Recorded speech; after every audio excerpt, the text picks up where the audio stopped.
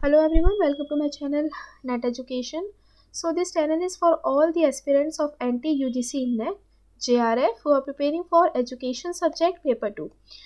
So as of now we have already discussed Indian philosophy such as Sankhya philosophy, Vedanta philosophy, Yoga philosophy, Jainism and Buddhist philosophy.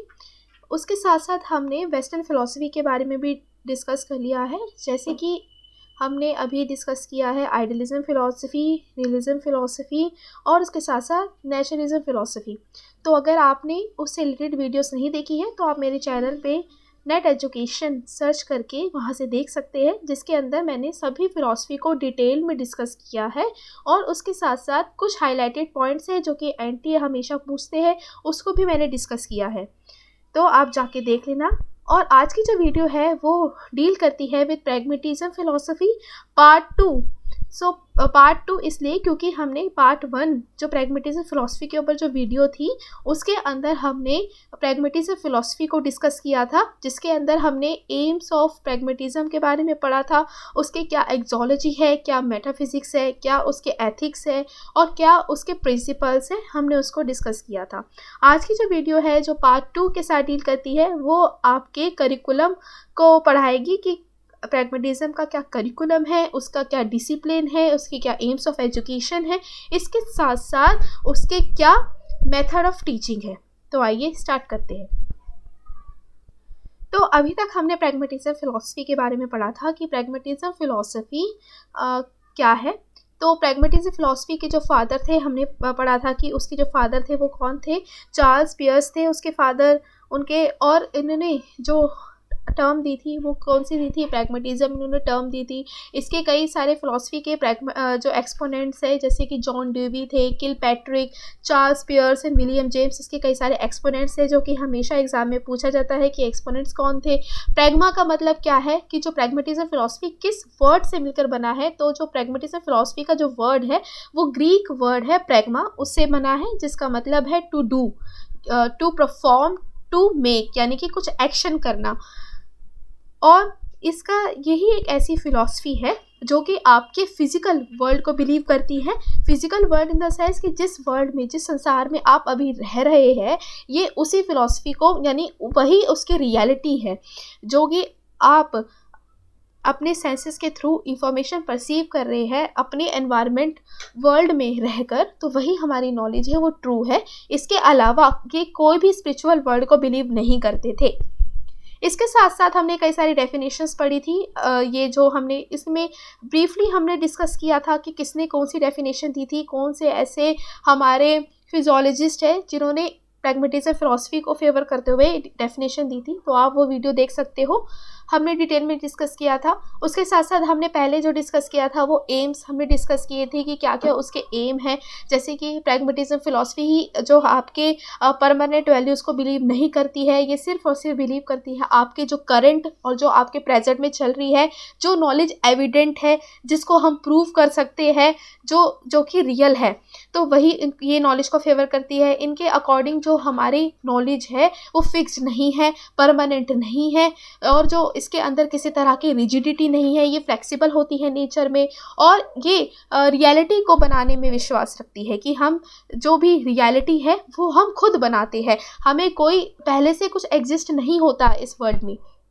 इसके साथ साथ इन्होंने principle of utility की बात की थी। Principle of utility यानी कि जब हम उस नॉलेज को जो बनाता है इंसान उसको यूज़ करता है अपने किसके लिए, अपने डेवलपमेंट के लिए, ह्यूमन वेलफेयर के लिए, तो वो उसमें यूटिलिटी का जो प्रिंसिपल था वो इसके अंदर इन्वॉल्व था। इसके साथ साथ फ्लेक्सिबिलिटी थी, और ये पूरी तरह से जो फिलॉसफी है वो आपकी एक्सपेरिमेंटल बेस्ड फिलॉसफी है, क्योंकि ये एक्सपीरियंशियल नॉलेज को क्या करती है, एक्सपीरियंशियल नॉलेज को फेवर करती है। इसके साथ साथ इन्होंने एक स्टेटमेंट दी थी, जैसे ये क्लेम करता है कि जो नॉलेज है वो टेंटेटिव है, यानी कि कोई भी नॉलेज अगर आपको है तो वो क्या है, वो टेंटेटिव है, वो टेम्परेरी है, ठीक है, और आपकी जो ट्रुथ है वो रिलेटिव है। इसके साथ साथ हमने मेटाफिजिक्स और फिलॉसफी में भी पढ़ा था कि ये भगवान पे विश्वास नहीं करती, एक ऐसी फिलॉसफी है जो कि साइलेंट रहती है गॉड पर, और ये बिलीव नहीं करती है एग्जिस्टेंस ऑफ सोल और गॉड। इनकी जो मेन है, जो हमारा यूनिवर्स है, वही एक अल्टीमेट रियलिटी है, और जो कि इंसान अपनी एक्शंस को परफॉर्म कर रहा है, उसी के थ्रू ही वो नॉलेज ले रहा है। एपिस्टेमोलॉजी भी हमने पढ़ा था कि नॉलेज किस पे बेस्ड होती है, हमारे एक्सपीरियंसेस पर। इसके साथ साथ एक्सोलॉजी और एथिक्स में भी हमने पढ़ा था कि हमारा जो मेन मोटिव यही होना चाहिए कि हम बच्चे को क्या करें, सोशल स्किल्स भी इसके साथ इन्वॉल्व करें, और बच्चे को क्या करें कि सोसाइटी में कैसे एडजस्ट होना है, इस यूनिवर्स के रिसोर्सेज को कैसे सस्टेनेबली हमें क्या करना है, यूज़ करना है, ताकि हम अपनी सोसाइटी के लिए प्रोडक्टिव बन सके, कुछ हम अपनी सोसाइटी को भी दे सके। तो ये उसके ऊपर डिपेंडेंट था। तो आई होप आपको ये छोटा सा इंट्रोडक्शन प्रैग्मेटिज्म फिलॉसफी के बारे में समझ आया होगा।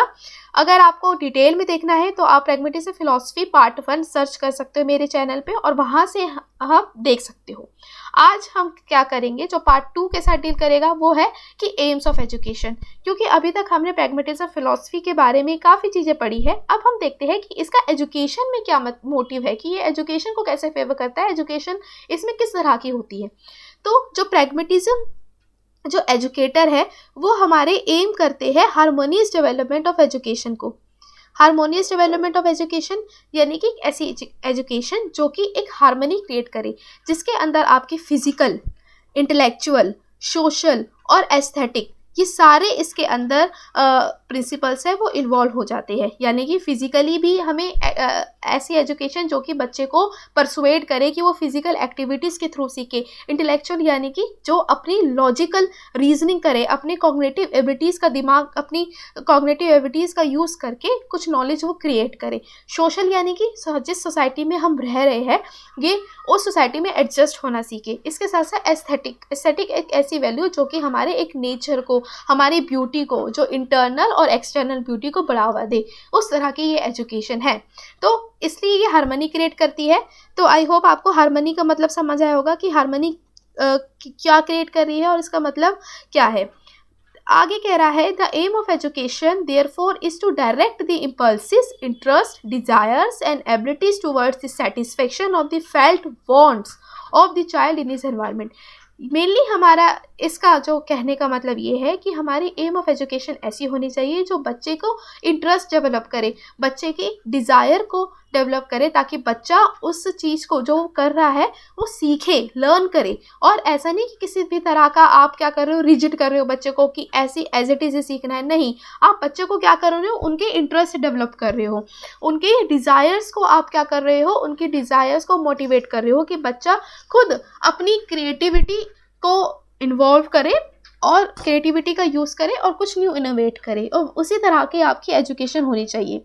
क्योंकि प्रैग्मेटिज्म बिलीव करते हैं जो मैन है वो हमारे बायोलॉजिकल और सोशल ऑर्गेनिज्म है। बायोलॉजिकल मतलब कि जब बायोलॉजिकल का इसमें जो मतलब है वो यही है जो आपकी फिजिकल बॉडी के साथ डील कर रहा है ना, जो हमारा किस मैटर से बना है वो। और सोशल ऑर्गेनिज्म यानी कि हम जो प्रैग्मेटिज्म है, जो हमारा मैन है, मैन क्या करता है, वो एक बायोलॉजिकली और सोशल ऑर्गेनिज्म है। यानी कि वो एक फिजिकल बॉडी के साथ साथ वो क्या करती है, सोसाइटी में भी एडजस्ट होना सीखता है। एजुकेशन एक ऐसी होनी चाहिए जो आपकी मैन की सोशल एफिशिएंसी को डेवलप करे। इसके साथ साथ जो ये कहते हैं कि every child should be affective member of the society, यानी कि हर कोई जो हमारा इंसान है वो क्या हो, जो भी इंसान है वो एक तरह का इफेक्टिव मेंबर हो सोसाइटी का। यानी कि वो सिर्फ इस फिजिकल वर्ल्ड से जो भी वो रिसोर्सेज का यूज़ कर रहा है वो एक तरह का सस्टेनेबल एनवायरनमेंट क्रिएट करे, सस्टेनेबली उसे यूज़ करे और सोसाइटी के लिए एक प्रोडक्टिव साबित हो, कि वो सोसाइटी के लिए भी काम करे। ये नहीं कि सिर्फ और सिर्फ वो अपने प्रेजेंट को देख रहा है और फ्यूचर की जनरेशन को नहीं देख रहा है और फ्यूचर की जो नीड्स उसको कंसीडर नहीं कर रहा है। नहीं, ऐसा नहीं है। हमें अपने प्रेजेंट के साथ साथ अपने सोसाइटी के फ्यूचर को भी देखकर अपने रिसोर्सेज का इस्तेमाल करना चाहिए। और जो चाइल्ड है यानी कि जो पर्सन है वो एक इफ़ेक्टिव मेंबर का रोल अदा करना चाहिए सोसाइटी में। प्रैग्मेटिज्म है जो कि ये ले डाउन नहीं करता है any aim of education in advance, यानी कि इसके अंदर कोई भी फिक्स्ड रूल्स नहीं होते हैं एजुकेशन के, कोई भी फिक्स्ड प्रिंसिपल्स नहीं होते हैं। ये काफ़ी अपने हिसाब से डायनामिक होता है नेचर में, यानी कि समय के साथ साथ इसके अंदर बदलाव आते रहते हैं। इसको हम ऐसे समझते हैं जैसे कि एक इंसान है, इंसान जैसे जैसे उसका टाइम या समय जो बीतता जाता है उसी हिसाब से उसके अंदर चेंजेस आते रहते हैं, उसी तरह से उसका डेवलपमेंट आता रहता है। तो वो क्या है, वो डायनामिक है नेचर में। जब भी कहते हैं कि ह्यूमन है वो क्या है, डायनामिक है अपने नेचर में। जैसे जैसे समय के साथ साथ बदलाव आता रहता है उसी हिसाब से इंसान की पर्सनैलिटी भी है वो डेवलप होती जाती है, उसके अंदर चेंजेस आ सकते हैं, आते रहते हैं। इसी तरह से जो प्रैग्मेटिज्म एजुकेशन है उसकी कोई फिक्स्ड रूल्स और प्रिंसिपल्स नहीं है। जो बच्चा है वो अपनी नीड्स के अकॉर्डिंग जो एजुकेशन है वो सीखता रहता है, और इसके कोई भी तरह का फिक्स्ड एम नहीं है एजुकेशन में। जो चाइल्ड है, इन्होंने कहा है कि हमें चाइल्ड को ट्रेन करना चाहिए ताकि जो चाइल्ड है वो अपने प्रेजेंट डे की प्रॉब्लम्स के साथ साथ वो क्या कर सके, वो अपनी सोसाइटी यानी सोशल एनवायरनमेंट में भी एडजस्ट हो सके। और इन्होंने कहा है कि इन्होंने they should be creative and effective members of society, यानी कि जो चाइल्ड है उसको क्रिएटिव होने के साथ साथ एक इफेक्टिव मेंबर भी होना चाहिए सोसाइटी का, और हमें बच्चे के अंदर एक डायनामिक आउटलुक मेंटेन करके रहना है ताकि वो समय के साथ साथ अपनी जो सिचुएशन के साथ साथ बदलाव कर सके। आई होप आपको एम्स ऑफ एजुकेशन समझ आया होगा। अब ये देख लो, एम्स ऑफ एजुकेशन के मैंने पॉइंटर्स में भी लिख दिया है ताकि आपको और क्लियरिटी हो जाए। पहला है जो कह रहा है आपको, पहला है कह रहा है कि to enable the individual to adjust with the changing social environment, यानी कि एक इंडिविजुअल को एक ऐसी एबिलिटी होनी चाहिए कि वो सोशल एनवायरनमेंट में एडजस्ट हो सके। नेक्स्ट कह रहा है to develop the child fully according to his interest, abilities and needs, यानी कि एक प्रैग्मेटिस्ट टीचर की ये रिस्पॉन्सिबिलिटी है कि वो चाइल्ड को क्या करे, डेवलप कर सके, उसकी एजुकेशन में इंटरेस्ट, एबिलिटीज़ और नीड्स को डेवलप कर सके, ताकि जो बच्चा है वो बोर होके नहीं पढ़े, जबकि उसका इंटरेस्ट डेवलप्ड हो, वो इंटरेस्ट लेकर सीखे और कुछ अपनी एबिलिटीज़ को डेवलप करे। नेक्स्ट कह रहा है to create social efficacy in the child, यानी कि हमें बच्चे के अंदर सोशल एफिकेसी भी डेवलप करनी है। फोर्थ कह रहा है to develop democratic values and ideas in the child. Democratic values यानी कि जब बच्चा अपने एनवायरनमेंट में रहकर जो सभी लोगों के साथ एक हार्मनी बैठा सके, किसी भी तरह का डिस्क्रिमिनेशन नहीं हो, इक्वली वो सबको इम्पोर्टेंस दें, चाहे वो मैन हो या वुमेन हो या फिर कोई भी किसी भी सेक्शन से बिलोंग करता हो, उसको हमें एक ऐसी नॉलेज देनी है जो कि डेमोक्रेटिक वैल्यूज़ को बढ़ावा दे, किसी भी तरह का डिस्क्रिमिनेशन ना रखते हुए अपने सोसाइटी में एडजस्ट करे, अपने सोसाइटी के लिए एक प्रोडक्टिव इंसान साबित हो। फिफ्थ कह रहा है to provide educational opportunities to all the citizens on equal footing. This is very important. ये कह रहा है कि हमें एजुकेशनल अपॉर्चुनिटी सबके लिए इक्वली हमें प्रोवाइड करनी है, किसी भी तरह का डिस्क्रिमिनेशन नहीं है, कास्ट के बेस पे, रिलीजन के बेस पे और क्लास के बेस पे किसी भी तरह का कोई भी हमें डिस्क्रिमिनेशन नहीं करना है। इक्वल अपॉर्चुनिटीज़ हमें सबको प्रोवाइड करनी है, चाहे वो रूरल एरिया का हो या फिर अर्बन एरिया का हो।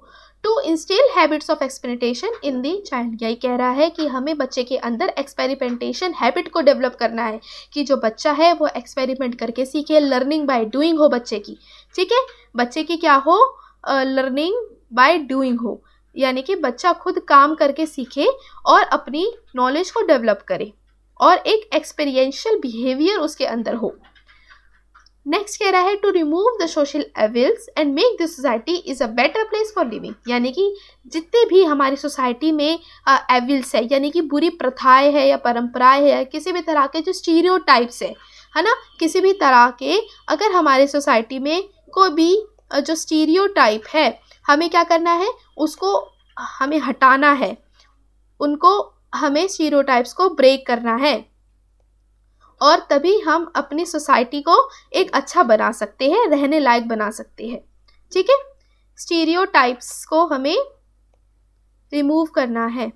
स्टीरियोटाइप्स यानी कि ऐसी परंपराएं, जैसे कि पहले क्या हुआ करता था कि जो विडो जो विमेन होती थी उनको क्या जलाया जाता था अपने हस्बैंड के साथ ही, जब उनके हस्बैंड की डेथ हो जाती थी। तो ये क्या है, सोशल एविल प्रैक्टिसेस है, जो कि कुरीतियाँ है, जो कि ऐसी परंपराएं है जो कि किसी का वो बुरा करना चाहती है। तो हमें क्या है, इनको हटाना है। नेक्स्ट देखते हैं प्रैग्मेटिज्म एंड करिकुलम। अब देखते हैं कि प्रैग्मेटिज्म और करिकुलम का क्या इनका क्या मतलब है। तो पहला कह रहा है the curriculum should be framed on the basis of certain basic principles, these are utility, interest, experience and integration. यानी कि करिकुलम हमारा एक ऐसा होना चाहिए जो कि इन सर्टन बेसिक प्रिंसिपल्स पे डिपेंड हो, यानी कि यूटिलिटी हो, यूटिलिटी के साथ साथ आपका क्या हो, इंटरेस्ट भी हो, यूटिलिटी के साथ साथ इसके अंदर इंटरेस्ट हो, और आपके एक्सपीरियंस हो और इंटीग्रेशन हो। ठीक है।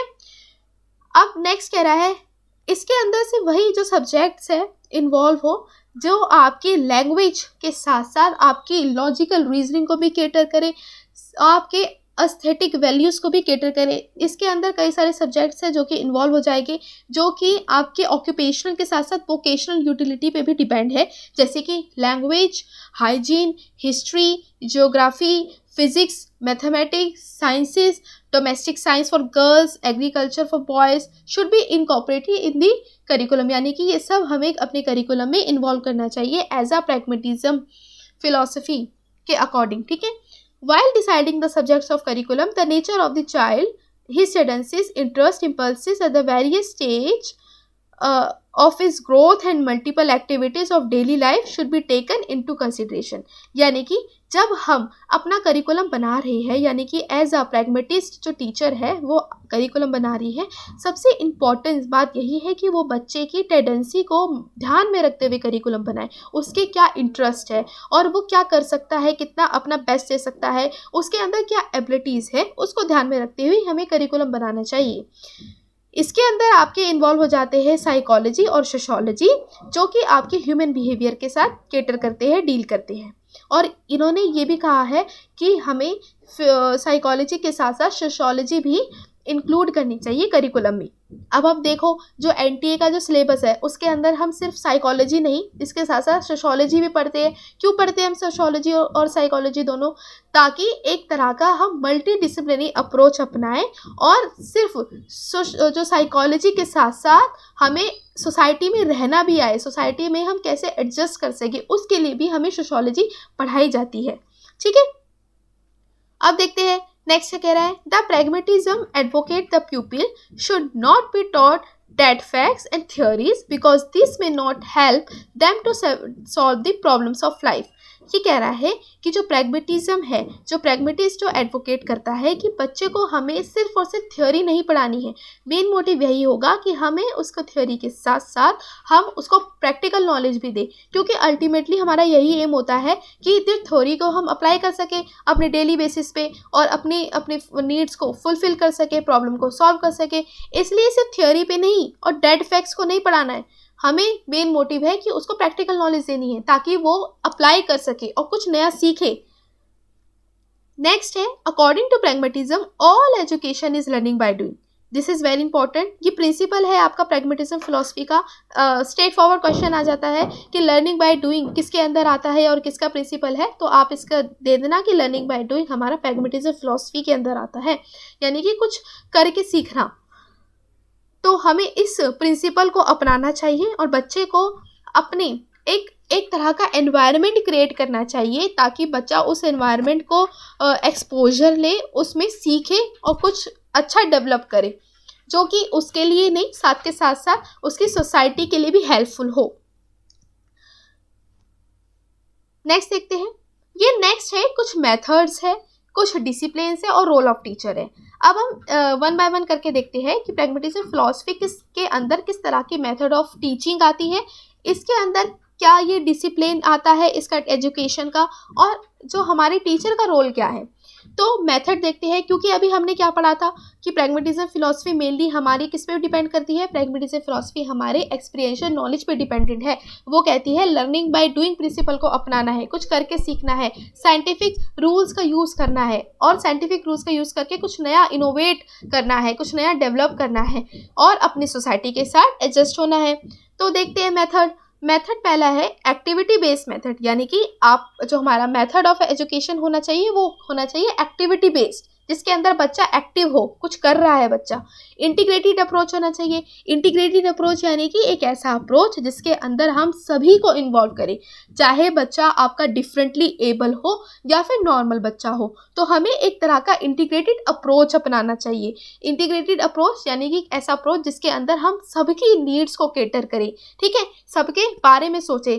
फॉर एग्जाम्पल एक क्लास में कई बच्चे ऐसे होते हैं जो कि विजुअली सीखते हैं और कुछ बच्चे ऐसे होते हैं जो कि ऑडिटरी सीखते हैं। विजुअली यानी कि कुछ ऐसे बच्चे जिनको कुछ देखकर समझ आता है, और ऐसे बच्चे जो कि सिर्फ सुनकर ही कोई भी प्रॉब्लम सॉल्व कर सकते हैं। तो एज अ टीचर ये हमारी रिस्पॉन्सिबिलिटी होती है कि हम सभी बच्चों की नीड्स को केटर करें, कि हमें सिर्फ जो बच्चा विजुअली सीख रहा है उसके साथ साथ जो बच्चा ऑडिटरी भी सीख रहा है, हमें वैसा भी अप्रोच अपनाना चाहिए अपनी क्लास में, ताकि सब बच्चे इंफॉर्मेशन को ले सके और सब बच्चा अपना बेस्ट दे सके।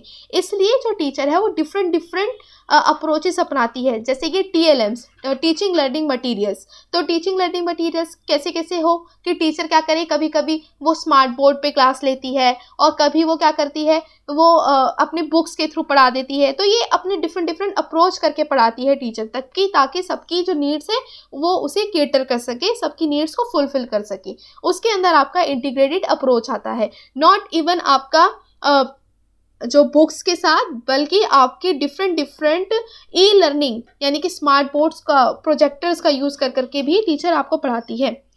और नेक्स्ट है लर्निंग बाय डूइंग। जैसे कि मेथड हमने सीखा था कि लर्निंग बाय डूइंग, करके सिखाना, करके सीखना कुछ। और प्रॉब्लम सॉल्विंग मेथड यानी कि हमें बच्चे को ये परसुएट करना चाहिए कि वो कुछ प्रॉब्लम को सॉल्व करे खुद से ही। नेक्स्ट है डिसिप्लिन कैसा होता है। जो इसका जो डिसिप्लिन होता है, एक ऐसा डिसिप्लिन होना चाहिए जो कि बच्चे के अंदर सेल्फ कॉन्फिडेंस डेवलप करे। अब सेल्फ कॉन्फिडेंस कैसे डेवलप होएगा, जब आप बच्चे को कोई प्रॉब्लम दे दोगे तो बच्चा क्या करेगा, खुद उसको सीखेगा, खुद वो उस प्रॉब्लम की सॉल्यूशन निकालेगा, और जब वो उस प्रॉब्लम का सॉल्यूशन निकाल लेगा तो उसके अंदर एक सेल्फ कॉन्फिडेंस डेवलप होगा कि हाँ, कि ये मैं कर सकता हूँ, आई कैन डू इट। तो ये क्या है, वो सेल्फ कॉन्फिडेंस डेवलप कर रहा है।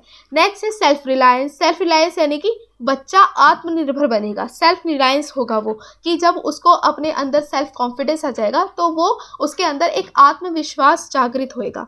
इसके साथ साथ कोऑपरेशन भी इंपॉर्टेंट है। कोऑपरेशन कैसे, जैसे कि टीचर क्या करती है, आजकल एक ऐसा अप्रोच अपनाया हुआ है टीचर ने, वो ग्रुप में आपको प्रोजेक्ट दे देती है। क्यों ग्रुप में प्रोजेक्ट देती है, ताकि बच्चों के अंदर जो कॉपरेशन, जो एबिलिटी है वो डेवलप हो, कि बच्चा जब कॉपरेट कर करके सीखे, दूसरे ग्रुप मेंबर्स के साथ जब वो कॉपरेट कर रहा है, जब वो कुछ अपने प्रोजेक्ट को सॉल्व कर रहा है, तो वो एक कॉपरेशन उसके अंदर डेवलप होता है, कि जब जो बच्चा दूसरे बच्चों के भी फीलिंग्स को समझ रहा है, उनके इमोशंस को समझ रहा है, और एक अच्छा आउटकम और एक अच्छा प्रोडक्ट है वो डेवलप कर पा रहा है। सिंपैथी पे बेस्ड है। सिंपैथी यानी कि जब बच्चा दूसरे बच्चों की फीलिंग्स को समझ रहा है कि उसकी क्या फीलिंग्स है, उसके क्या इमोशंस है, तो ये उस तरह का डिसिप्लिन होता है हमारे पैडोंटिज्म फिलॉसफी के अंदर। नेक्स्ट देखते हैं role of teacher. Role of teacher क्या है, रोल ऑफ टीचर एक ऐसा है जिसके अंदर टीचर आपकी एज अ फैसिलिटेटर काम करती है। फैसिलिटेटर यानी कि टीचर आपको सिर्फ और सिर्फ रॉ मटेरियल प्रोवाइड कर देगी, ठीक है, यानी कि आपको सिर्फ और सिर्फ ये बुक्स दे देगी, आपको सिर्फ और सिर्फ कोई भी लर्निंग मटेरियल्स आपको प्रोवाइड कर देगी, लेकिन ये आपकी रिस्पॉन्सिबिलिटी है एज अ चाइल्ड कि आप उसको कैसे यूज़ करेंगे उस मटेरियल को, और कैसे आप कोई भी इंफॉर्मेशन को डेवलप करेंगे, ठीक है। तो रोल ऑफ टीचर क्या होता है, वो सिर्फ और सिर्फ एज अ आपको फैसिलिटेटर होता है। वो आपको सिर्फ और सिर्फ गाइड करती है, सिर्फ वो आपको गाइड करेगी और आपको बताएगी कि इस प्रॉब्लम को कैसे सॉल्व करना है। बाकी ये आपके ऊपर है कि आप कैसे उसकी सॉल्यूशन निकाल सकते हो, डिफरेंट अल्टरनेटिव्स निकाल सकते हो, और कितना अपना बेस्ट दे सकते हो। टीचर एक्ट करती है एज अ एडवाइज़र, यानी सिर्फ और सिर्फ आपको सजेस्ट कर देगी, सिर्फ और सिर्फ आपको एडवाइस कर देगी, बाकी आपको खुद करना है। फिर टीचर क्या है, टीचर की सबसे बड़ी रिस्पॉन्सिबिलिटी है कि वो बच्चे के लिए एक ऐसा एनवायरनमेंट क्रिएट करे कि बच्चा मोटिवेट हो, कि बच्चे अपना कुछ प्रोडक्टिव करे। तो इसलिए टीचर की सबसे बड़ी रिस्पॉन्सिबिलिटी है कि बच्चे को time to time motivation provide करना है, कि अगर वो बच्चे को मोटिवेशन प्रोवाइड नहीं करेगी तो बच्चा कुछ आगे कर ही नहीं सकता। क्योंकि हमारे क्लास में भी क्या होता है कि जब टीचर्स हमें अच्छा फीडबैक देती है, कहती है वेरी गुड, आपने अच्छा काम किया, या फिर कुछ स्टार देती है, या फिर तो हमें क्या होता है, तो हमें भी एक तरह का मोटिवेशन मिलता है कि हाँ आज हमने ऐसा करा है कि नेक्स्ट टाइम पे हम और अच्छा और बेहतर करेंगे। तो वो क्या है, हमें मोटिवेशन मिल रहा है जो कि हमें आगे बढ़ने के लिए जो कि इम्पोर्टेंट होता है। इसलिए टीचर का भी यही रोल होना चाहिए कि टीचर बच्चे को टाइम टू टाइम मोटिवेट करे। ठीक है, ये पूरी प्रैग्मेटिज्म फिलॉसफी थी। तो आई होप आपको समझ आई होगी, क्योंकि ये फिलॉसफी बहुत ही इंपॉर्टेंट है। इससे रिलेटेड हमने कई सारे क्वेश्चंस भी किए हुए हैं प्रैग्मेटिज्म फिलॉसफी के, जो आपको मेरे टेलीग्राम ग्रुप पर मिल जाएंगे। और इसका जो लिंक है वो मैंने डिस्क्रिप्शन बॉक्स में भी लिख दिया है। टेलीग्राम ग्रुप को ज्वाइन करना बहुत ही इंपॉर्टेंट है, क्योंकि हम रेगुलर बेसिस पे वहाँ पे कई सारे क्वेश्चंस कर रहे हैं, और प्रैग्मेटिज्म फिलॉसफी से रिलेटेड हमने बहुत ही सारे क्वेश्चन करे हैं, और जो कि बहुत ही इंपॉर्टेंट है आपके एनटी पर्सपेक्टिव से। तो इसलिए आप मेरे टेलीग्राम ग्रुप को ज्वाइन कर लेना। इसके साथ साथ जो भी मेरे चैनल को सब्सक्राइब कर लेना, ताकि आपको फर्दर नोटिफिकेशन और अपडेट मिल सके। ठीक है, आज के लिए सिर्फ इतना ही। Stay tuned and enjoy learning. Thank you.